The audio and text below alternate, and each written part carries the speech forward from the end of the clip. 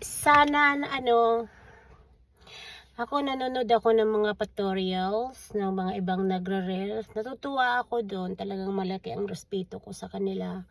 Kasi natututo ako sa kanila. Of course, hindi lang naman din ako yung natututo sa kanila. Kaya malaking tulong yan sa mga nagpapatutorials na mga nagre-reels na nagbibigay ng advice. Kaya saludo ako sa inyo, Karels. Hindi ako pwedeng magbigay ng advice kasi hindi ako marunong mag-tutorials. At saka kailangan ko pang marami pa akong gustong matutunan.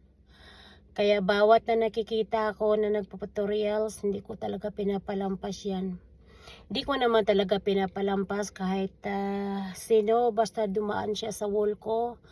Talagang panunuorin ko yun siya kahit hindi siya nagpapalo sa akin. Ay talagang panunuorin ko yun at magko-comment and like, share ako. Of course, sa relation sa tungkol sa videos niya, yun ang sasabihin ko. So, ayun, malaking tulong sa atin na nagpapatutorials. Pasensya na kayo guys, hindi ako marunong magpatutorials.